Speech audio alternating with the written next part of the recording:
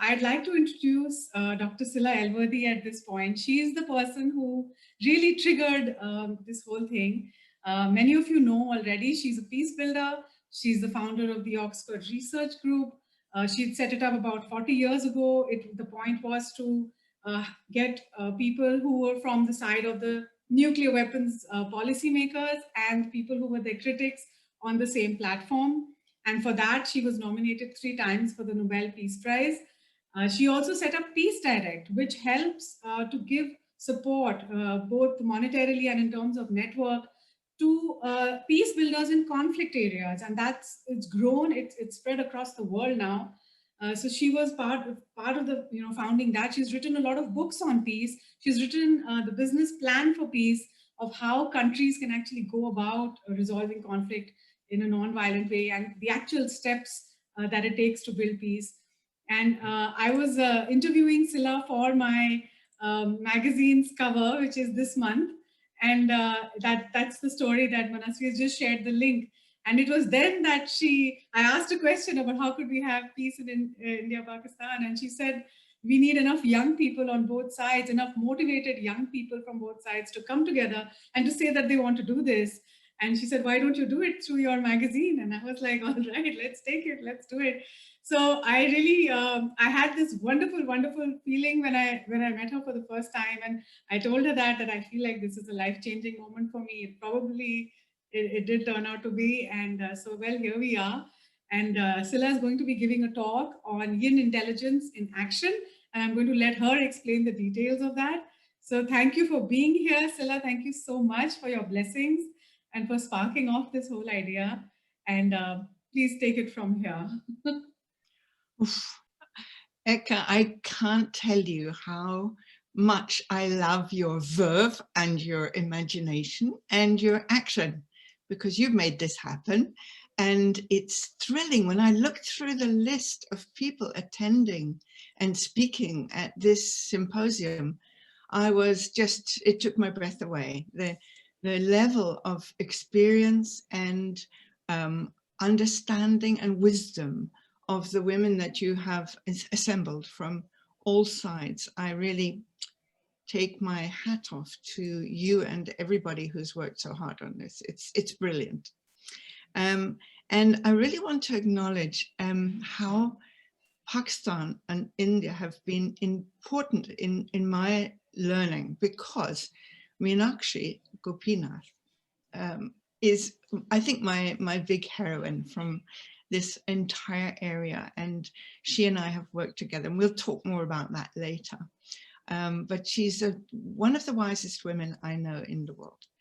And from the Swat Valley in northwest Pakistan, my great friend, who is probably 30, 40 years younger, is Gulilai Ismail.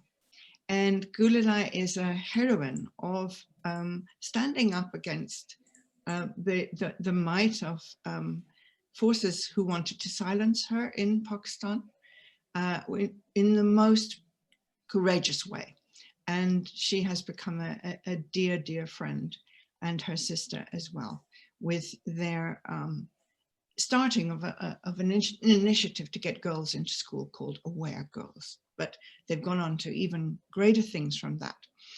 So, Yin Intelligence. Well, everybody in this gathering will have a strong understanding of the balance of yin and yang that is necessary for harmony and for the kind of future that Eka has just outlined that could happen. But currently, I would see it that yang has the upper hand, if you like, in most of our decision-making worldwide, and yin is very outbalanced. So I wanted to really investigate, and I'm sure many of you will be able to throw more light on these early thoughts of what is Yin Intelligence. So obviously it's equally available to men as it is to women and all genders. But since it's grounded in the magnetic fields of Moon and Earth, it's often more accessible for those with a monthly reproductive cycle, which in turn can lead to the profoundly yin experience of birth and motherhood. And learning to care for young children, now of course more widely practiced by all genders, depends on and maximizes a multitude of skills associated with yin intelligence. And of course, these skills don't only depend on childcare and the care of the elderly, but they include, obviously, the first one is empathy. Empathy that maximizes heart energy, balancing the rationality of the mind and connecting it with what I see as the more powerful frequencies of the heart, which can now be measured. And this develops a habit which allows a far greater width and depth of understanding when the mind and the heart are in balance, understanding of the other, of the self, of the underlying emotive threads of any problem in question. And then we come to compassion. And that's sort of obvious, but what does it really mean? Well, it maximizes heart energy, balancing the rationality of the mind and connecting it with the heart. But what does compassion actually mean in action? It means to suffer together. And it's the feeling that arises when you're confronted with the suffering of another, and you feel motivated to relieve that suffering, to take action to help. Compassion embodies a tangible expression of love for those who are suffering. So love in action is compassion in my way of thinking. And then we come to deep listening. And the more I work with big companies, with people involved in the rapid world of business, deep listening occurs to me or appears as a very missing skill. Giving another person your full attention is one of the greatest gifts you can give them. And this attention needs to be such that you can sense the emotions behind the words. This means in an argument, you can move from your brain, which says, I'm right and you're wrong, to the heart, which says, oh my goodness, is that how you feel? Feel, that's how you feel. So deep listening is this key skill in transforming conflicts. And nobody knows that better than Meenakshi Gopinath. Listening as a quality of interaction is very close to intuition, which I'm going to talk about in a moment, because the quiet intensity of really listening to another allows us to notice the intuitive voice, a voice that often gets drowned out by reason, reaction, and argument. So then we come to intuition. What is it? As far as I can see, it's the ability to understand something instinctively without the need for conscious reasoning. It's often felt as a gut instinct down in the belly because the body doesn't lie. Because of that, intuition is reliable. I can tell you that the times in my life when I have overridden my intuition, I've made the biggest mistakes of my life. So it's your immediate understanding of something. No need to think it over, get another opinion. You just know. And because of this, trusting your intuition is the ultimate act of trusting yourself. The gut brain evolved over thousands of years, producing evolutionary information, which has largely been lost now. Those who get immersed in the digital age. So we go on to interconnectedness. And that obviously stems from an understanding that humans are interdependent. What my friend, the former Archbishop of South Africa, told me is the old Zulu saying, Ubuntu, I am because you are. That's interdependence. And that means we're inseparable from each other and our environment. And it motivates an urge to nurture and protect the planet and her resources. This is now seen to be the way forward, but still in conflict with the arrogant celebration of man's conquest of nature. And that is replaced in Yin Intelligence by the realization that we need to respect, protect, safeguard, and help regenerate the planetary life of which we're all a part. And humans can mirror the self-organizing rules of biological systems. We can learn from, particularly from the Eastern philosophies that consistently underline the interconnectedness of everything. So there's just two more. Inclusivity. That means ensuring that the marginalized, that means the majority world of those currently without a voice, are brought into decision-making. This can mean, as in the case of Germany's welcome of large numbers of refugees, confronting the anger of those who are afraid of diversity and would prefer to close borders and exclude those fleeing violence or persecution. This is why I love Ekta's concept of a union of Asian nations. I think this is what we should really build at this gathering and take it forward. It's so obvious, and I hadn't ever thought of it. So inclusivity has an action element to it, obviously, but in small and large ways, there are opportunities daily to help and include rather than ignore or compete with those who cross our path every day at work or in the street, just keeping my eye on the time so I don't overrun. And the last quality I'd come to here is regeneration. It's a quality of feminine intelligence based on the simple fact that the female body, as I said at the beginning, is in tune with reproduction and with the cycles of the moon. We can't help it. Regeneration is deeply concerned with the wounding of the earth. For the male, a choice must be made to attune to this connection with the rhythms of the earth.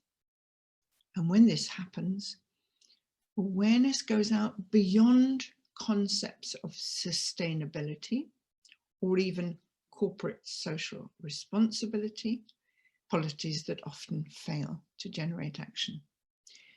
Our indigenous leaders in all parts of the world have forever been telling us that decisions must be made not in the interests of the next quarterly figures, but with the interests of the next 7 generations in mind. So those are some of the qualities of Yin Intelligence, and you will have many more to add. But they have implications for policy development in the immediate present. And if I've got a moment, I will just tell you some of those. The first, as I see it, and I'm really passionate about this, is a currency of compassion, which assigns a proper value to the work of those who care for others. The pandemic has demonstrated that carers are among the least well paid, many of them not paid at all, and least protected of all UK health workers, not to mention people in every country. As well as being unjust, this is an absurdly unwise miscalculation, since it's now obvious that in future pandemics, the caring professions will need the most skilled, most able, most qualified people available. And it's time that we made the work of compassion resourced, enabled people whose daily business is to care for others at whatever level, give them some income for doing so. I don't know any time in human history that women, grandmothers, aunties have been actually remunerated for the care that they extend, not only to their own families, but to people all around them. Second practical outcome of Yin Intelligence would be economic policies based on abundance, not scarcity. The natural world is the model to emulate. Think of the acorn, capable of providing a habit for hundreds of species over a lifetime of 3 centuries or more, and providing wood that lasts as many centuries. Every year, beneath every oak tree, there are thousands and thousands of acorns. The next one I'll come to is education in cooperation rather than competition. Primary school children find cooperation is a normal principle of interaction. It's what they do. They develop their own games around it. Education systems do exist that avoid the current tendency to breed competitive behavior in testing and exams in post-primary education. Now, coming to my favorite, my absolute favorite, teach children to grow vegetables. Any child over the age of 4 is captivated by what happens when a bean is put in a pot of compost and watered. Experiments during lockdown, well, actually, it's in my village. A little boy I know of 6 was not able to go to school because his school was closed. So I said to him, Jack, would you like to grow a beanstalk? Some of you may know the fable of Jack and the beanstalk. And he said, yeah, I would. So I said to him, okay, well, come along and bring a plastic pot and some earth in it, and I will give you a bean and we'll grow it. Anyway, word spread, and within 3 days, we had 16 children and their parents at home in their homes watching on Zoom, as we are now, as we solemnly put beans into pots of compost. And I said to the children, you've got to talk to the beans to enable them to grow. And we'll come back next week, which we did. And thank goodness, every bean had grown a little shoot and the kids were wild with enthusiasm. Anyway, that has spread. We did more classes on growing all kinds of vegetables. And the kids then started getting their parents to dig up plots of land in the backyard or wherever they could and let them build gardens. That's going to be really important in the future when there is not food available in the supermarket. So then circular thinking comes easily to the Yin mind. And according to people who've now written a lot about the future, Jamie Arbib and his colleague, Mr. Siwa, linear reasoning is what has led us to our present predicament and has to go.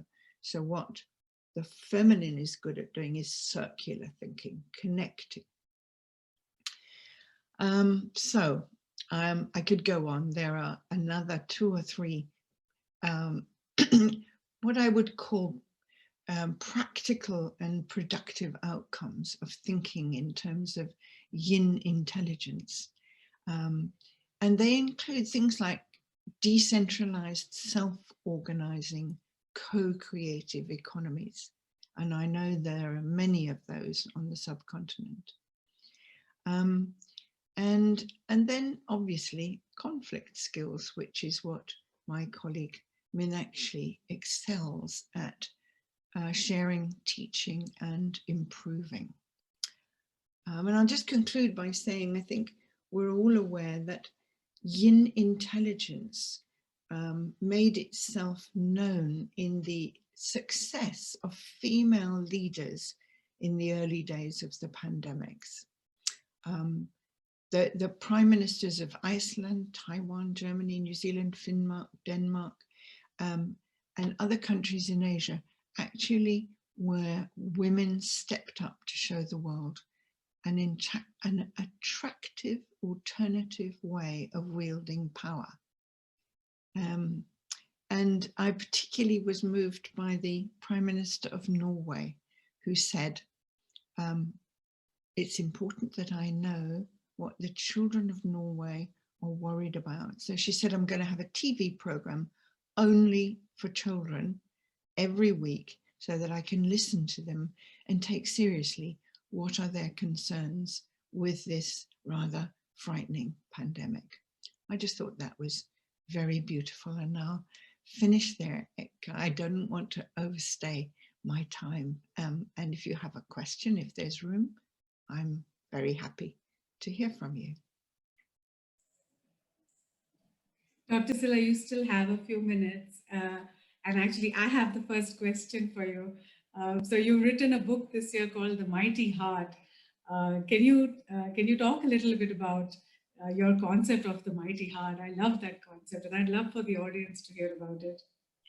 Well, it was actually this time last year, in early January last year, before the pandemic became known, that I had this premonition that something was coming towards us as human beings that was going to demand every skill we had, and also particularly skillful ways of dealing with conflict. So I assembled everything that I and colleagues like Meenakshi know about how to prevent and resolve conflict, whether it's in the family, in the workplace, in the community, or more further afield. And I just wrote it all down in a couple of weeks and then published this book called The Mighty Heart. And I can let people have an online copy if they want it of that original book, but it's now rather exploded, to coin a phrase, and we've developed a 10-part online course to teach people the main skills of preventing and resolving argument, disruption, even rioting. So it's very practical, and we've had our first run through of that 10-module online course, and we're now making it available much more widely. So I would be very happy if that could be used in any way that it is useful in the subcontinent. I don't know about all of you, but I was writing down some of the stories you shared. I have so much respect. I think, Scilla, what you acknowledged in Aikta, I am so inspired by from both of you, that there's this new way of action. And I really love what you said. One of the points I wrote down is this idea of interdependence as the urge to protect and nurture each other, and coming from that place of action rather than an I am right, you are wrong action. I experience that every time I get to hear you speak, and in just the spirit that you have, even on Zoom, which is incredible. Well, thank you. And there is a copy of the paper. It's only 3 or 4 pages that I think Ika has, that she can distribute to you all if you want it. And likewise, I can send an online version of The Mighty Heart, so that if it's something that people in the subcontinent would find useful or would like to adapt, would like to add their own stories to, we'd be very happy to do that. Dr. Scilla, thank you so much for sharing. Your thoughts are so deep and scientific, which resonates in the religious Sikh scripts as well. So really nice to hear that. Thank you, Teshu. We have a couple of questions, if Dr. Scilla would like to take them now. Great. So I'll just read them out to you. How do you fight negativity and the fatalistic views of politicians and bureaucrats who are conditioned to have rigid views of things? For instance, when you have to handle the big egos of grandees of hostile parties. Oh, it's such a serious and important question. My first instinct is that we don't fight them, because that's what they're used to. They're used to that argy-bargy, I'm right and you're wrong. I think there are 2 ways. One is to outmaneuver them In other words, to start spreading the skills that are yin skills that are available now to enable us, particularly with the internet, to assemble and coalesce the power of not only of women, but women and men who have yin intelligence, to develop policies and programs that will appeal more and enable people to learn more than the top-down dictatorial policies of some governments. And so I think we have to grow the yin so that it comes at least into balance with the yang. But at the moment it's like this. And it's our business to grow this rather than try and fight that. I mean, it's so crucially difficult when you're living under a particular regional, national government that makes you seethe every day, makes you angry and so on. It's hard to think in terms of alternatives, but that's our business. And those alternatives will become mainstream, make no mistake. Thank you so much, Dr. Scilla. And yeah, just echoing, I think what we see from Tiji in the comments as well, just so appreciate your wisdom and also how you learn and how you bring in these learnings from everyone in the region and around the world. So such a pleasure to have you kick us off. Thank you. Thank you. Thank you.